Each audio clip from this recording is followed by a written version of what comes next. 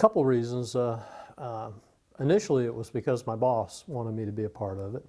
But once I came to the meetings and saw what they did, I realized there was an opportunity for me to give back to my profession and also grow as a person. Well, for me, I was somewhat drafted into it. I had the pleasure of working with or for people who eventually became president, 9 of them, to be a matter of fact. One of them was a national president. And so I had great mentoring in that way, and they introduced me to it in 1980, and I was more or less asked to be on the board of the Streets Division, which is one of the 6 divisions of the chapter. And I enjoyed it so much that I just stuck with it. Cities, but, I worked in for the town of Southern Pines for several years and got several people there involved, and they were not involved. It was what, 12,000 population at the time, and got them involved. And one guy, Tim Allen, came up through the ranks and was president of the Streets Division for a while. But before that, they were just not involved at all. And there's numerous small towns like that, but even larger ones that there's none or only 1 or 2 people here being represented. And so I think, as a young public works employee coming out of the field, going into supervisory and management roles, there was very little what we would call today continuing education offered back in the 70s.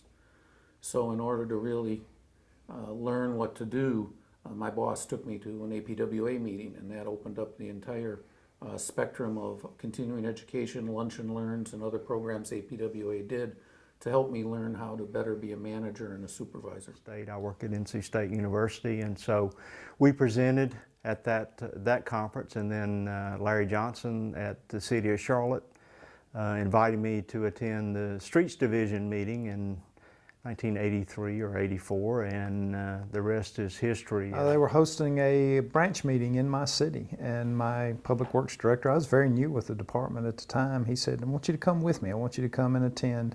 And from there, it was really more about the association of networking that really kept me there and held me.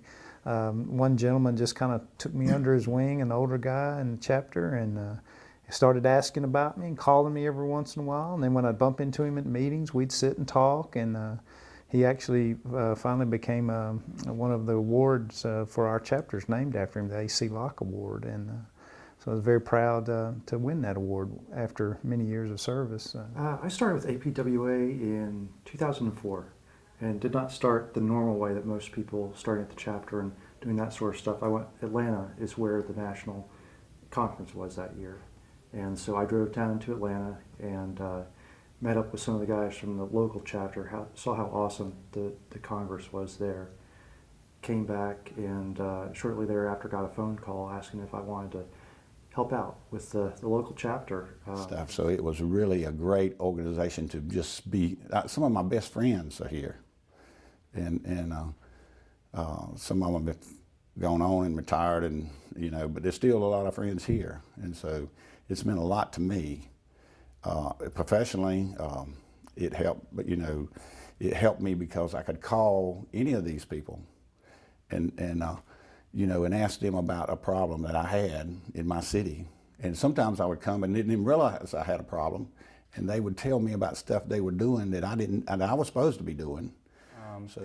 Was probably the moment I walked into my first conference, APWA conference. We're all about education.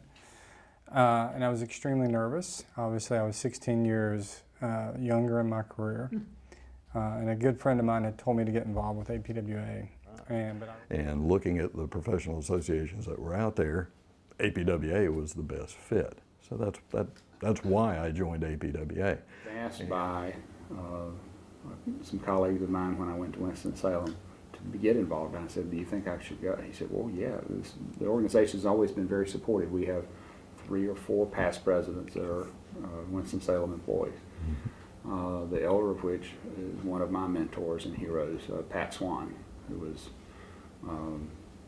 public works director, assistant city manager, and chairman of the Utilities Commission. And at my first public works conference 13 years ago, he came up to me after the past president's dinner and said, "I am very thankful and excited that you're here." And at that point, I knew then I was in the right place.